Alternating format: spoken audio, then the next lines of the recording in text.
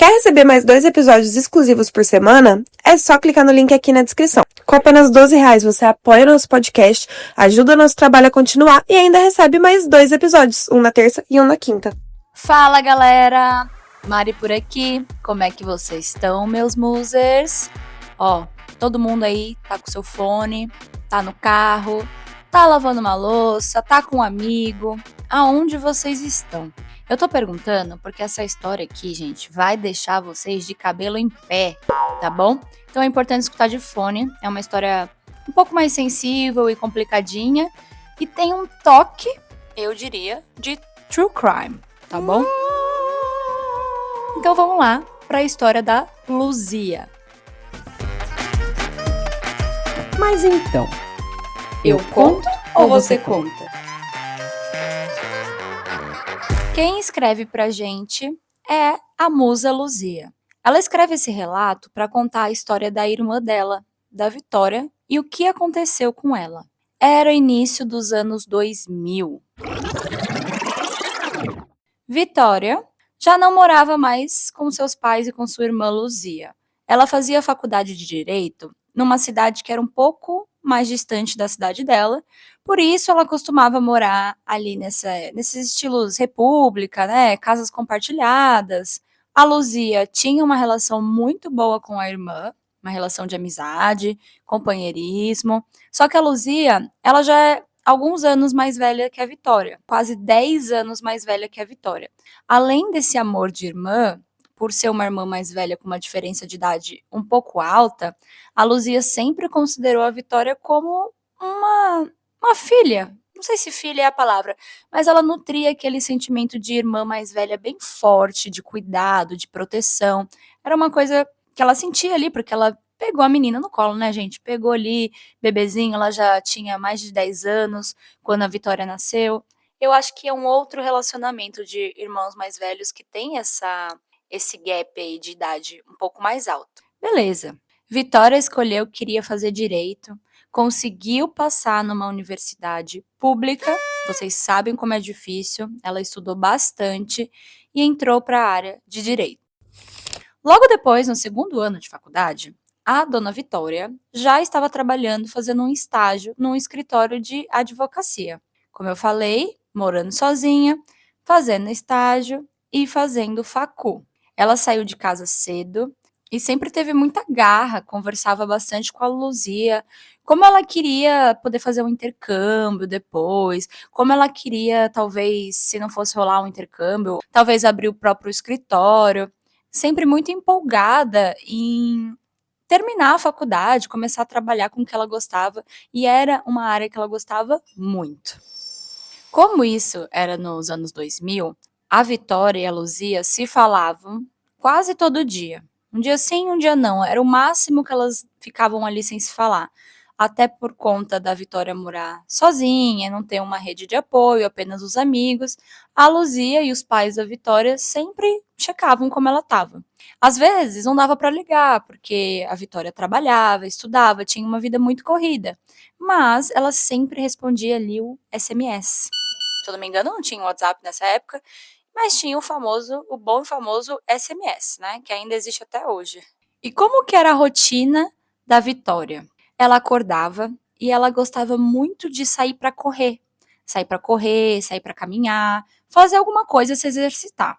A Vitória não estava matriculada em nenhuma academia, mas ela gostava de fazer exercícios ao ar livre, como uma corrida, uma caminhada, andar de bike, fazer um yoga, um alongamento. Tudo que desse para fazer ao ar livre era a praia dela. Todo dia ela acordava bem cedo, fazia a corrida ou fazia o exercício do dia dela, voltava para casa, tomava um banho, saía para ir trabalhar, fazer o estágio, como eu falei lá no escritório de advocacia, e depois ela comia alguma coisa e ia para a faculdade direto. Depois da faculdade, casa, banho, comer e cama, né? Cama, no máximo uma série. Não tinha uma vida social muito ativa e nos finais de semana ela tinha que, às vezes, por conta do trabalho, estudar mais para as provas, fazer as coisas, né? Fazer um cabelo, sei lá, encontrar os amigos, tomar uma cerveja. O pouco tempo que ela tinha ali era o final de semana para poder socializar. E isso é importante para que vocês entendam também a história, entendam como que funcionava a rotina de Vitória. Ok, um belo dia, Vitória saiu de casa cedo, como ela fazia todos os dias, dizendo que ia caminhar. Nesse dia, era um dia que ela estava trocando mensagens pela manhã com a sua irmã, a Luzia, que aqui nos escreve. Vitória saiu para caminhar, como de costume. Ela sempre levava um celular pequeno, que era um celular que ela tinha, daqueles que, como eu falei, só fazia ligação e mandava SMS. Não tinha GPS, não tinha essas funcionalidades que a gente tem hoje em dia. E quando foi nesse dia, no fim da tarde, a Luzia ligou para Vitória porque elas tinham algumas coisas para resolver.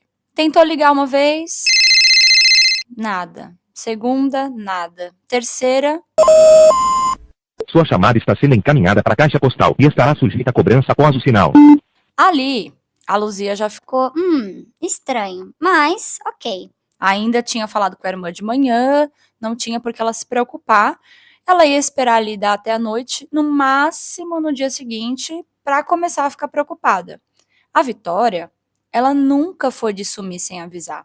Ela tinha um contato com os pais e com a irmã muito bom e frequente, justamente por morar longe, estar sozinha, tudo isso que eu já falei para vocês.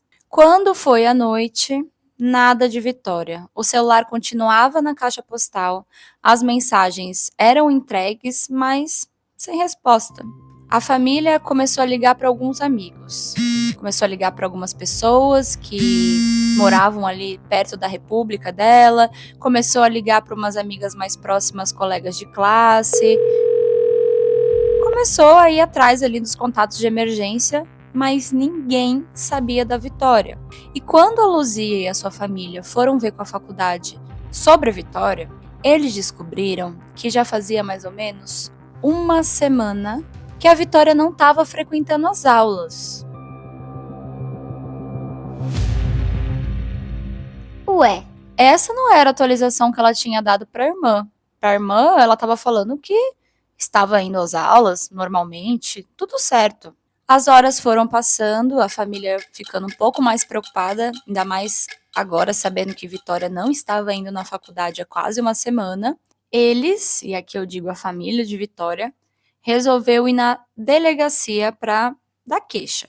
Só que era comum, principalmente naquela época, tratar o desaparecimento de adultos com desconfiança. Eu não sei se ainda é hoje, mas eu sei que isso era comum e a Luzia relatou aqui que eles foram meio que descartados, assim, um descaso na delegacia. Ainda mais quando eles souberam que Vitória morava numa república. Porque aí eles já fizeram um link que talvez ela pudesse estar numa festa, isso e aquilo. E como a polícia sempre faz, se eu não me engano, eles dão um mínimo de tempo, não sei se é 24, 48 horas, para começar a se preocupar e ir atrás daquela pessoa. Carol, editora, interrompendo aqui, porque como uma boa consumidora de true crime que eu sou, eu aprendi faz pouco tempo que isso não é mais válido no Brasil, não tem mais tempo mínimo. Então, quando no caso de algum desaparecimento, pode reportar direto para a polícia, não existe mais isso. Aprendi isso no podcast Casos Reais, da Érica Miranda. Luzia e seus pais decidiram ir até a cidade da Vitória no dia seguinte, porque ainda nada, gente, nada de notícia dela. E aí, nesse ponto aqui da história, eles já estavam muito preocupados. Vitória nunca fez isso. Pegaram um carro e foram para outra cidade que era mais ou menos 45 minutos de distância da cidade deles, que também era uma cidade de interior de capital. Chegando lá, o delegado foi um pouquinho mais de boa do que o delegado da cidade que eles tinham tentado falar.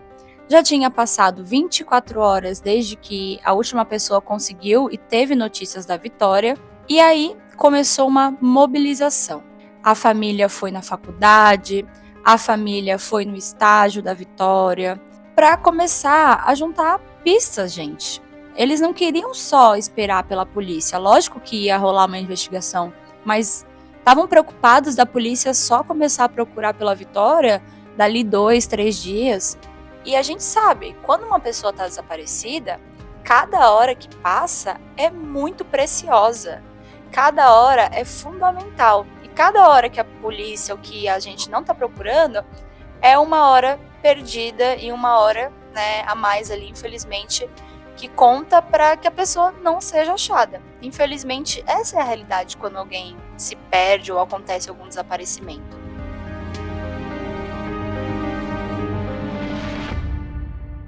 Bom, um boletim foi aberto e essas buscas começaram, pelo menos pela parte da família da Vitória. A família começou então, gente, pelo porteiro do prédio, porque a Vitória tinha falado para a Luzia que saiu para caminhar. Então, elas começaram pela portaria. O guardinha, né, o porteiro, contou que viu uma moça com roupas de ginástica passando ali, né, pela portaria naquele dia de manhã, mas que não lembra de ter visto aquela mesma moça entrar no prédio. E se ela entrou, foi em algum outro turno que ele não estava lá. Vamos dizer que a Vitória saiu 7 da manhã para caminhar e até as 8 da manhã é o horário que ela costumava voltar para casa. O porteiro estava no shift, gente, desde as 6 da manhã, o turno, até o final da tarde. Com certeza, se ela tivesse passado por ali, ele teria visto. E, claro, ele deu uma olhadinha também nas câmeras, no que deu ali para ver. Lembrando que a gente está nos anos 2000, as coisas são um pouquinho mais precárias do que são hoje. E nada foi solucionado, não conseguiram ver nada nas câmeras. As câmeras eram viradas também ali para frente do prédio e para dentro. Se a Vitória aconteceu alguma coisa com ela do lado de fora do prédio, realmente a câmera não teria como pegar essa imagem, esse vídeo. Não tinha câmeras de segurança na rua, aos redores, era tudo na base da conversa, da memória das pessoas, dos vizinhos, do porteiro, enfim. Começou essa saga, gente. A família perturbada já, o porteiro realmente não sabia de nada, a família da Vitória resolveu ir na faculdade, perguntaram, nada. Realmente, Vitória não ia na faculdade há 5 dias, mas ninguém sabia dizer o porquê. E, por fim, resolveram ir no estágio da Vitória. Lá no estágio da Vitória, todo mundo foi muito receptivo. A Vitória tem um chefe muito gente boa, né? Isso aí foi palavras da Luísa, que tentou ajudar, tentou puxar algumas câmeras também do estacionamento ali do trabalho, caso a Vitória tivesse ido trabalhar e alguma coisa aconteceu com ela. Mas nada, gente. O tempo foi passando e nada. O caso começou a esfriar. Não tinha notícias da Vitória, não tinha GPS, né, que é uma coisa que a gente às vezes tem no celular hoje. Não tinha nada, não tinha rastros. E aí, finalmente, o caso agora com a polícia, eles conseguiram entrar no apartamento da Vitória para procurar alguma pista, algum bilhete, qualquer coisa, gente, que fosse, qualquer coisa. E nesse apartamento que ela morava sozinha, não tinha nada no sentido de pistas novas, alguma coisa que direcionasse a família ou a polícia para encontrar a Vitória. Mas uma novidade surgiu. Depois de quase uma semana e meia, a Luzia, agora com a chave do apartamento da Vitória, resolveu voltar lá e fazer uma busca mais minuciosa. Abrir tudo, sabe? Tudo, não só olhar superficial, como ela julgou que a polícia fez. E nesse ponto da história, só antes de eu comentar para vocês como é que foi a busca no apartamento da Vitória a segunda vez que a Luzia foi lá, já tinham procurado por ela. Claro, gente, em hospitais, no IML, nesses lugares que quando a gente está desesperado procurando alguém, infelizmente pode acontecer da pessoa ter sofrido um acidente ou alguma coisa do tipo. E não tinha nenhum rastro que a Vitória tinha sofrido algum acidente ou, enfim, tinha partido dessa para melhor. Não tinha nada. Ela, desapareceu. E aí, depois dessas 2 semanas, como eu falei, a Luzia, nossa musa que aqui nos escreve, resolveu dar uma olhada mais profunda dentro do apartamento da irmã.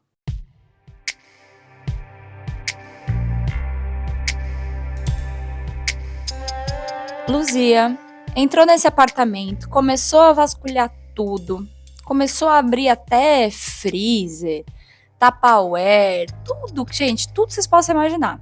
E aí ela encontrou dentro de uma caixa de sapato que estava moqueada, assim, bem no fim, assim, do guarda-roupa, não dava nem para ter visto mesmo da primeira vez, ela encontrou dentro dessa caixa de sapato algumas pastas. Essas pastas tinham algumas anotações feitas pela Vitória, porque ela reconheceu a caligrafia, mas eram folhas soltas, não é como se você abrisse e tivesse um documento que fazia sentido, sabe? Eram algumas folhas de sulfite soltas, algumas escritas, pareciam cartas que nunca foram enviadas, mas não eram cartas completas, por exemplo. Querido fulano, isso. Eram palavras soltas. Ela começou a vasculhar, achou estranho e ela percebeu que nessas cartas soltas, a Vitória tinha algum envolvimento com alguém. Não sei se naquele momento ou se já teve, se aquilo era alguma coisa do passado, mas estava claro que essas cartas tinham a intenção de ser enviadas para uma pessoa. E o nome que chamou muito a atenção da Luzia, que continuava aparecendo ali, era o nome de um cara que chamava Marcos. Marcos Leal, que aqui a gente vai dar nome e sobrenome, tá? Pro querido. A Luzia pensou, Eu conheço esse nome de algum lugar. ela não lembrava do Leal, mas ela lembrava de Marcos, alguma coisa que a Vitória tinha comentado sobre alguém que chamava Marcos. Mas era como se fosse uma névoa, ela não conseguia lembrar direito. Passou um dia e a Luzia ali tentando, né, forçando a memória, quando faz o plim aí, Carolzinha. A Luzia lembrou que a Vitória tinha um professor na faculdade do outro semestre, né? Porque na faculdade a cada 6 meses vai trocando ali normalmente. Um professor chamado Marcos. E não tinha nada a ver, mas, não custava tentar. A mãe e o pai da Vitória, já desesperados, numa deprê. Ela muito triste, mas ao mesmo tempo sem deixar as esperanças caírem ali, sem deixar a esperança morrer, ela ia tentar. Então, munido ali daquelas cartas, daqueles rascunhos que tinha nome, tinha algumas coisas que falavam ali, a Luzia foi até a faculdade, sem falar para o pai e para a mãe dela, e foi confrontar esse tal de Marcos. Aqui eu passo um parênteses. Não é o caso de pedir para a polícia fazer isso? Sua irmã está sumida. Agora você tem, talvez, uma prova, uma pista, né? E agora você pega essa pista e vai direto na pessoa que pode ser uma pessoa que esteja envolvida nisso? Luzia sabe que isso também não foi inteligente, mas ela estava desesperada e estava cansada do descaso e ter que esperar pela polícia, gente. Porque não é assim, você não vai chegar na polícia e falar, achei essa carta aqui, tô achando que pode ser alguma coisa a ver com esse cara. Eles não vão levantar e vão lá. Não é assim que funciona. E ela sabia disso. Então, munida ali com seus papéis, Luzia foi até a faculdade da Vitória para conversar com esse professor que chamava Marcos Leal. E quem era Marcos Leal, além de ser professor da faculdade? Ele era um delegado aposentado, super conhecido na cidade por dar palestras, principalmente palestras sobre segurança e direitos da mulher. Mas o que deixava a Luzia intrigada é que os trechos escritos por Vitória deixavam outro tom nessas folhas. Algumas frases soltas aqui que tinham, por exemplo, Ele não aceita ser ignorado. fecha aspas, que eu nem abri, né? Agora, abre aspas, Não sei se estou exagerando, mas às vezes tenho medo. fecha aspas. Eram frases assim, não eram só frases ruins, tinham frases boas também, mas eram frases jogadas e tinha o nome dele também nessa, vamos dizer aqui, carta, né? Vamos falar carta, porque era uma folha de rascunho. Quando a Luzia confrontou o Marcos, perguntou para ele, ele disse que conhecia a Vitória, que tinha sido aluna dele, mas que não tinha tido nenhum envolvimento com ela, pessoal, amoroso. Ele sempre teve uma relação estreitamente ali profissional, de educador, e que nada tinha acontecido. Inclusive, ele se dispôs ali, se precisasse, entregou o número dele, se precisasse de alguma coisa, podia falar com ele, se a família tivesse precisando de algum, sei lá, conselho, como ele era advogado, ele ainda falou, bom, eu já fui advogado, eu sou aposentado, então se você precisar de uma ajuda na polícia para dar um gás lá no seu caso, ou queira que eu veja alguma coisa, pode vir falar comigo. O que a Luzia achou estranho foi que quando ela confrontou o Marcos, ele garantiu que aquele cara não era ele. Que aquele cara que tinha as frases soltas ali não era ele. Porque não tinha o nome Marcos Leal. Tinha só Marcos. Aqui eu tô dando um sobrenome pra vocês. Poderia ser qualquer Marcos? Poderia. Esse era o único Marcos que a família, né, e a irmã da Vitória sabia que tinha na vida dela, ou que passou pela vida dela. Era estranho? Era estranho. A Luzia achou a vibe desse cara meio estranha. Ela não acreditou em nada do que ele estava falando. Mas quando ela viu ele pessoalmente também, viu que ele era um cara mais velho, não era também muito o estilo assim da Vitória, ela descartou que eles pudessem ter qualquer coisa romântica. Ok. Nossa musa entregou essas folhas para a polícia e foi aí que eles voltaram a se interessar mais pelo caso. Finalmente, o Marcos Leal foi chamado para prestar depoimento na delegacia. E aí, meus amores, eu não sei, né? Mas deve ser uma coisa meio esquisita quando você é um delegado aposentado e tá sendo ali um suspeito de um desaparecimento ou de qualquer outro crime. Deve causar um desconforto. O depoimento dele foi tranquilo.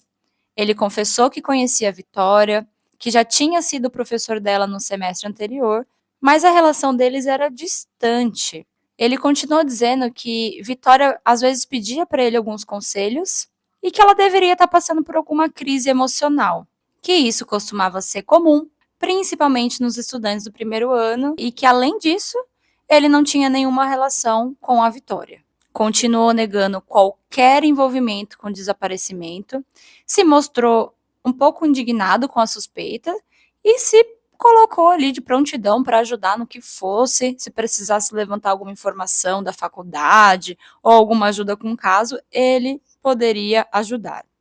O que o nosso querido Marcos Leal não contava é que, infelizmente ou felizmente pra gente aqui, ele não contava que a polícia achou meio estranho essa história. A polícia sabe que muitos desaparecimentos, principalmente de mulheres, podem levar ao feminicídio ou, enfim, não quero nem dar mais detalhes aqui, mas a gente sabe, quem é mulher sabe, as coisas ruins que podem acontecer com a gente, né? E o delegado resolveu ir além. O que a polícia descobriu é que 2 dias antes do desaparecimento da Vitória, ela e o Marcos Leal foram vistos conversando no estacionamento da faculdade onde ele dava aula e ela era aluna. Munidos com essa informação, sem que alertasse muito a família, isso é que a Luzia ficou sabendo aos poucos, né? Eles começaram então focar no Marcos, que virou o suspeito principal, e principalmente na faculdade, nas testemunhas, nas pessoas que poderiam ter visto alguma coisa. Nesse dia que ele estava conversando com ela no estacionamento, 2 dias antes do desaparecimento, uma funcionária da faculdade também lembrou que avistou a Vitória chorando. Ela viu que a Vitória saiu chorando do estacionamento e isso foi suficiente para que a polícia conseguisse uma busca autorizada no sítio da família do Marcos, que é onde ele morava. Muito relutante, mas sem ter muito o que fazer, porque a lei é a lei, meu chapa. A polícia fez a busca nesse sítio e eles descobriram uma camiseta, que quem reconheceu foi a família, claro, mas uma camiseta da Vitória. Tava meio enterrada, tava lá num barranco dentro do sítio, na lama, mas acharam. Por conta disso, o caso tomou um outro rumo. O Marcos foi levado para a delegacia, em prisão, não sei, né, prisão temporária, como é que fala? Enfim, gente, foi preso ali na hora, foi levado para a delegacia. Dentro da delegacia, a família já tava como? Tava revoltada, gente, estava revoltada. A imprensa começou, então, a discretamente, assim, anunciar sobre isso. Os rumores foram crescendo e a família passou a acreditar que a Vitória, infelizmente, tinha sido vítima de um feminicídio. O Marcos não falava mais nada nesse ponto, não falava sim, nem não. A única coisa que ele dizia é que ele não tinha feito nada com a Vitória, não tinha feito nada, mas não dava explicação do porquê aquela camiseta estava lá, como que aquilo foi para lá. Nada. Ficou quieto, se muniu com advogados e como a nossa lei é maravilhosa, é querida, no dia seguinte ele já estava na rua. Não estava mais na delegacia, podia esperar solto. É claro que um caso ia ter que ser aberto, um processo. A polícia ia ter que ir atrás desse caso, né, para provar, primeiro, que ele era o culpado do desaparecimento da Vitória. Segundo, o que ele fez com a Vitória? Se ele realmente matou a Vitória, onde estaria o corpo? Eram muitas perguntas. A mãe da Vitória, a mãe da Luzia, ficou doente. Ficou muito mal, gente, ficou muito mal. Quando tudo isso veio à tona da camiseta, ela não aguentou o baque, teve que ser hospitalizada, ficou um tempo no hospital. A dor de pensar que a filha, né, poderia ter acontecido alguma coisa e ali ter achado aquelas provas no sítio, são provas muito concretas de um crime. E isso já devastou a família demais, gente, demais. A gente sabe que tem pessoas que somem, que desaparecem e que ficam anos. A gente não sabe o que acontece. A família não sabe o que aconteceu. Às vezes, né, é um filho, é uma mãe, é um namorado. E você morre e não sabe o que aconteceu com a pessoa. Escuto muito dizer que a família às vezes só quer um desfecho. Quer saber se morreu ou se tá vivo, o que aconteceu para poder enterrar o corpo, para poder não ficar naquela incerteza de e se. E agora, eles não queriam viver nessa incerteza de si. Se fosse para achar a Vitória, qualquer forma que fosse, que eles conseguissem achar logo. Munidos de alguns advogados, a Luzia tomou frente ali da família, porque o pai e a mãe estavam bem abalados, e prometeu para ela mesma que ela ia conseguir colocar esse cara atrás das grades e descobrir o que ele tinha feito com a sua irmã. Mas ela não sabia que no dia seguinte que o Marcos foi liberado da delegacia, ele fugiu. Sim, ele fugiu! Vai, Brasil! Brasil! Eu tô rindo de nervoso aqui, como vocês já sabem. Ele tinha fugido, o que denuncia o quê? Que ele é culpado, não é? Olha, a história aqui não é pra gente pegar muitos detalhes, até porque a Luzia não mandou tantos assim. É mais pra gente ver até onde vai o ser humano. Até onde vai o ser humano? E por que eu digo isso? Porque agora tava assim, ó. Luzia, enfurecida, triste, depressiva, se sentindo injustiçada porque a polícia não conseguiu segurar ele na delegacia sem como é que fala, gente? Sem ter que... O negócio da fiança lá, enfim. Não sei muitos detalhes aqui, cada caso é um caso. Mas a Luzia se sentia muito impotente. E a sua mãe tava, gente, numa situação de cama, assim, de tão... Ela não conseguia tomar banho sozinha, não conseguia comer. Foi um baque muito grande o que aconteceu com a Vitória. Assim, semanas se passaram, meses se passaram. Um bom tempo foi passando e nada. Ninguém tinha uma notícia, ninguém tinha uma atualização. A polícia estava tentando ir atrás do Marcos Leal, mas era difícil, né, gente? Anos 2000 também. Tentava ali o máximo que podia. A família usava alguns recursos, mas eles também não tinham muito dinheiro. É uma classe trabalhadora. Não é uma classe que pode ficar investindo, uma classe econômica que pode ficar investindo em investigador, em advogados, em processos. Eles tinham que fazer o máximo que eles podiam, que às vezes a Luzia sentia que não era suficiente. Meses se passaram. Mais especificamente, 5 meses se passaram.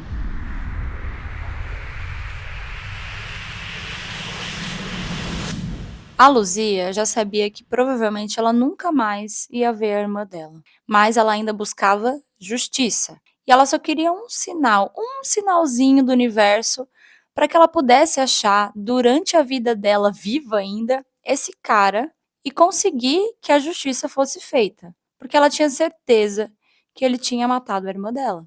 5 meses se passaram e veio uma notícia que trouxe uma reviravolta na vida da Luzia. Aqui eu vou fazer um parênteses para contar uma coisinha que eu não comentei. Quando tudo isso aconteceu, o desaparecimento da Vitória estava fresco, a família dela imprimiu vários cartazes. Esses cartazes aí de procura-se, com a foto, para ver se alguém tinha alguma notícia da Vitória. E não só na cidade da faculdade dela, mas também na cidade natal e em algumas cidadezinhas ali que eram do lado. A família tentou de tudo. E aí deixou alguns desses cartazes por aí, né, espalhados por aí pela vida, pelo mundo.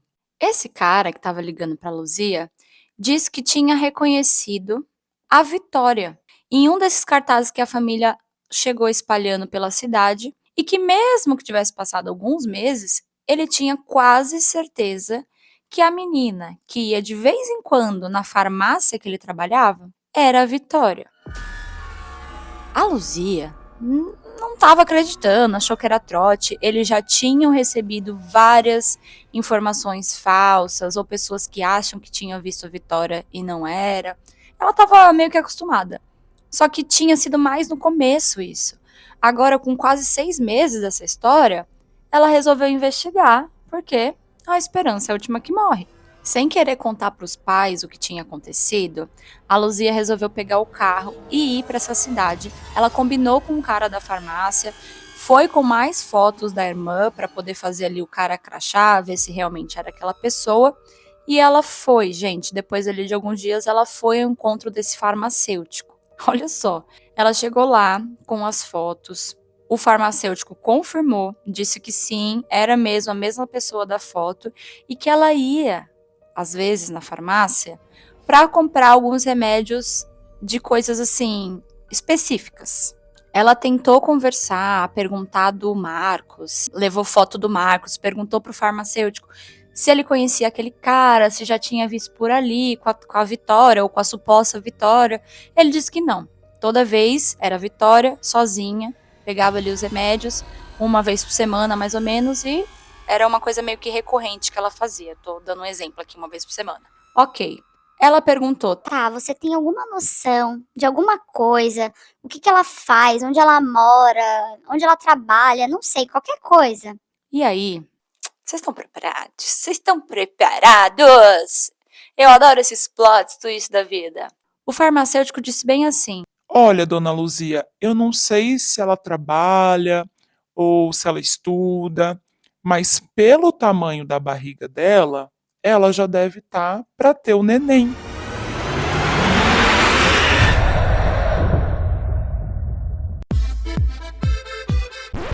sim, a suposta Vitória estava grávida. A Luzia não estava acreditando. Foi aí que ela pensou, Não, esse cara tá me zoando, não é possível. A minha irmã foi dada como morta pela família pra estar grávida numa outra cidade, mas por quê?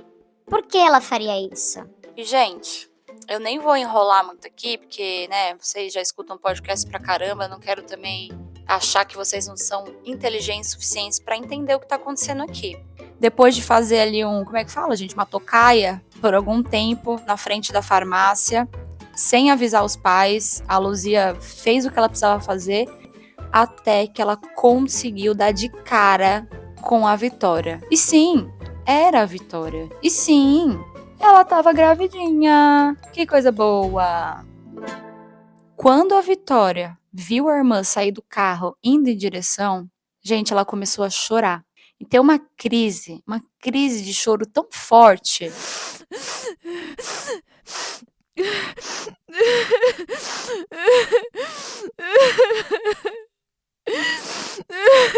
Provavelmente arrependimento também, né? Imagina pensar o que você causou de dor nos seus pais. Ela não tinha nenhuma noção de como é que estava a mãe, como é que estava o pai, o porquê que ela estava grávida, fugida em outra cidade. Bom, o resumo da ópera. A Vitória não estava desaparecida. A Vitória tinha fugido com o Marcos Leal. Os dois tinham uma relação escondida. O Marcos tinha quase 60 anos, e a Vitória estava ali com seus 23. Era uma relação que ela tinha certeza que não iria ser aprovada pela família. O motivo dela ter causado esse desaparecimento e fugido sem falar nada foi porque quando ela se viu grávida, ela ficou com muito medo, ela não queria voltar para casa, e aí o Marcos falou: bom, vem morar comigo, eu assumo esse bebê e tá tudo certo. Só que ela disse que a família dela nunca ia concordar com isso e ela nem sabia se ela queria ter o bebê. Quando a Luzia achou aqueles papéis, tinha algumas coisas escritas, ela percebeu que tinha algumas coisas esquisitas mesmo, mas que agora, olhando para trás, eram frases que já diziam que ela poderia estar mesmo prestes a enfrentar a maternidade. Eram frases confusas, frases que falavam sobre como é ser mãe, como que era o comportamento do Marcos. E aí num mix de achar que o cara era abusivo com ela, esse Marcos. Ele tinha um poder sobre ela também, porque ele era mais velho, conseguia manipular. Era uma figura que dava aula, né, na faculdade, era delegado aposentado. Então, além de uma autoridade, um medo, entre aspas, aqui, que ele poderia passar, ele também era o ídolo dela. Era uma sensação de muitas coisas, tanto boas quanto ruins, que ela sentia pelo Marcos. E quando ela se viu grávida, ela achou que não ia ter o apoio dele, mas ele disse que sim, mas que ela teria que morar lá. A Vitória achou de bom tom não contar para a família. Ela resolveu passar esses meses, 9 meses aí, ter o neném e depois, como se fosse uma fênix, aparecer e falar que tá tudo bem. Gente, que falta de noção é essa? Que falta de empatia com seus pais, com sua irmã, com a sua família, com seus amigos. Ei, Vitória, tu é uma sem noção, viu? Eu espero que você esteja escutando esse episódio, né? Dona Luzia disse que avisou que ia mandar isso pra ela. É uma história muito antiga. Inclusive, Marcos Leal já morreu. E esse bebê nasceu, gente. Nessa condição. Aquela camiseta que acharam no sítio do Marcos era realmente dela. Ela já estava lá na época, só que sabendo que poderia alguém procurar por ela no começo, ela não estava morando ali no sítio. Ele estava pagando uma kitnet para ela morar ali no centro e não sair de casa. Só que como a gravidez era uma gravidez que exigia muitas coisas dela, a Luzia não explicou direito se era de risco, se era alguma deficiência que ela tinha de vitamina, eu não sei direito, mas ela precisava ir sempre na farmácia buscar esses remedinhos aí. E foi nessa que o cara, de tanto ver o rostinho dela, acabou reconhecendo. A família da Bonita passando mal, passando apuros, porque, gente, é óbvio. Você vai planejar uma fuga com seu namorado e a polícia vai chegar nele, ele não fugiu junto, gente, ele não sumiu junto. Que é isso? É óbvio que vão pensar que ele fez alguma coisa. Eu achei bem burro os dois, tá? Eu vou usar o nome aqui, burros, porque se fosse pra fugir, gente, não era melhor fugir junto? Assim a família ia ter certeza que você fugiu e não que você morreu. Pra que você quer deixar sua mãe, seu pai, sua família num estado de calamidade, procurando teu corpo no ML, no hospital, na polícia? Você tem noção? A pessoa tem que ser muito egoísta, muito mau caráter, tá? Que, desculpa, Luzia, mas é isso que ela é. É uma mau caráter, gente. Porque você não tá pensando nas pessoas que te amam, nas pessoas que são a sua família e como essas pessoas vão ficar, porque é óbvio que elas vão assumir o pior. É óbvio. Olha, eu fiquei tão revoltada com essa Vitória. Fiquei tão revoltada, eu não sei se eu perdoaria. Eu sou filha única, não sei se vocês sabem. Meu sonho era ter irmãos vivos, né? E, enfim. Ai, gente, não sei o que dizer, eu fiquei meio mal. Não consigo pensar na mãe, tadinha. Foi até hospitalizada. É muito triste que uma pessoa só faça as coisas por ela em um negócio desse e não pense nas repercussões, né? Agora, tinha um outro baque. Vinha aí o sobrinho de Luzia. O menininho, Vitória diz que não iria largar do Marcos, que ela continuaria levando a vida dela com ele. Ela voltou para aquele sítio onde a polícia fez as buscas, assumiu o relacionamento com o Marcos, que agora todo mundo sabia. E quando o pai e a mãe dela soube de fato o que aconteceu, porque quando a Luzia conseguiu confrontar ela na porta da farmácia, ela voltou para casa, né, depois ali de entender o que estava rolando. Vitória não quis voltar, não quis falar com a mãe, com a família, com certeza com vergonha. Vergonha na cara agora que tu escolheu para ter vergonha na cara? Safada. Ah, gente, falo mesmo, sério. É muito revoltante uma pessoa que faz isso. É sem perdão pra mim. A mãe, por mais que tomou um baque de saber, primeiro, que ia ser vó, segundo, que a filha estava viva, terceiro, que ela tinha escolhido fazer tudo isso, perdoou, né, gente? Perdoou. A Vitória queria perdão? Não. Ela não queria perdão. Ela não estava se mostrando arrependida tanto. Ela disse que talvez não deveria ter feito as coisas desse jeito, mas que ela não se arrependia porque o Marcos era o amor da vida dela e ela tinha medo da família. Ela sabia, ela disse que a família não iria aceitar, que talvez tentaria interromper essa gravidez. E mentira, gente. A Luzia disse que sim, os pais dela não iam aceitar. Mas ela já era uma mulher de 23 anos. E nunca que os pais dela, os pais da Luzia, iam falar para ela tirar o bebê, ou enfim. Não, gente, é uma mulher feita. Você fez isso porque você quis, e ao meu ver, sem motivo algum. Não quis enfrentar as consequências das suas escolhas e queria que a sua família sofresse por outros motivos que não tem nada a ver. É totalmente egoísta e louco isso aqui pra mim.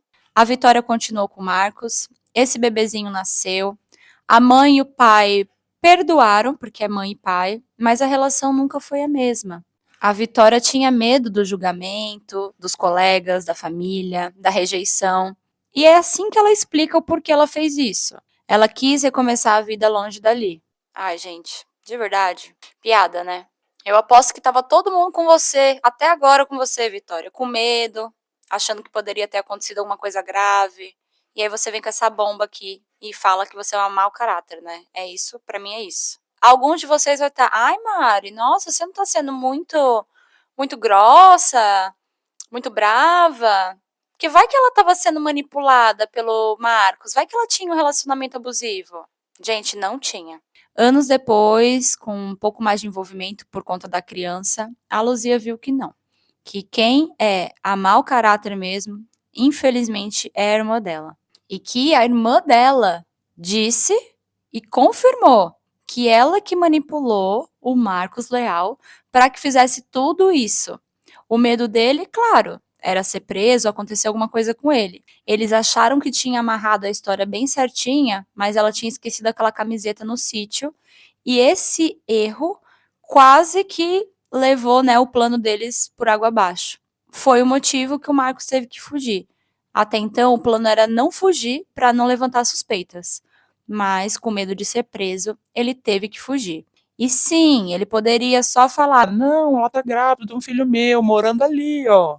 mas ela manipulava para que o Marcos não falasse, dizia que tinha medo da família e das repercussões que teriam. Eu, hein? O caso, então, judicialmente teve um desfecho, porque ela estava viva, estava bem, foi encontrada. A Vitória era maior de idade, tecnicamente não havia cometido nenhum crime, e não tinha mesmo, por mais que a comoção foi muito grande.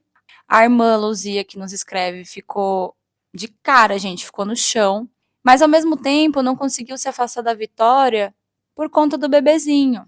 Sabendo que a irmã podia fazer qualquer coisa, era capaz de qualquer coisa, ela tinha muito medo de crescer longe desse sobrinho. Então a família resolveu perdoar, mas eles não têm um contato tão forte. Ainda se veem nessas festas, Natal, Páscoa.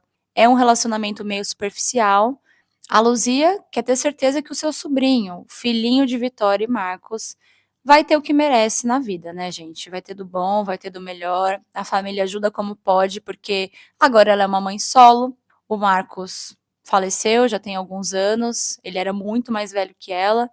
Ainda teve que cuidar dele no final da vida. Sofreu um pouquinho, pediu ajuda para a família cuidou também ali do neném dela, que na época era uma criança, quando o pai ainda faleceu.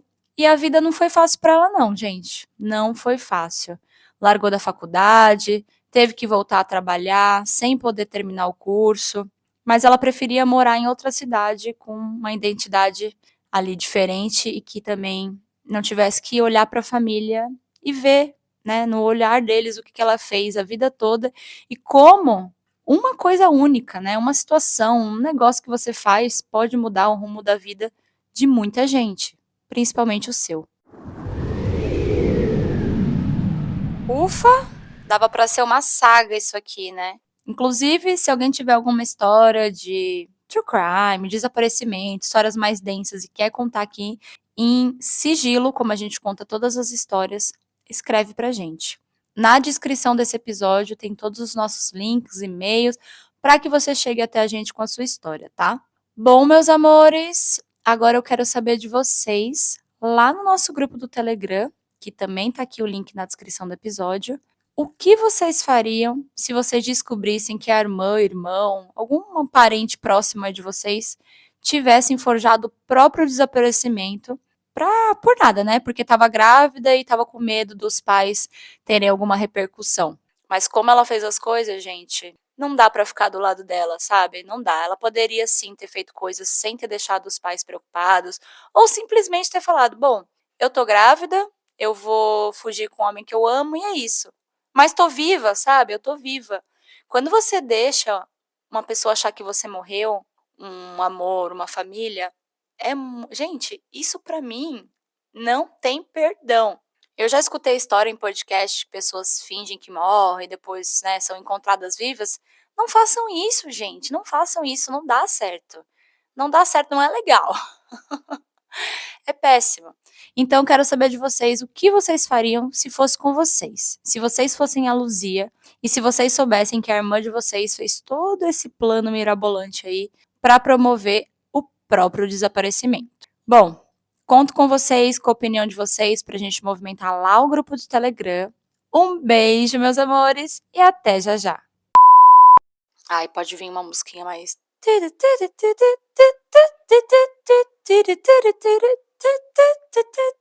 Sabe que música é essa, amiga? Enfim. Após o sinal, diga seu nome e a cidade de onde está falando.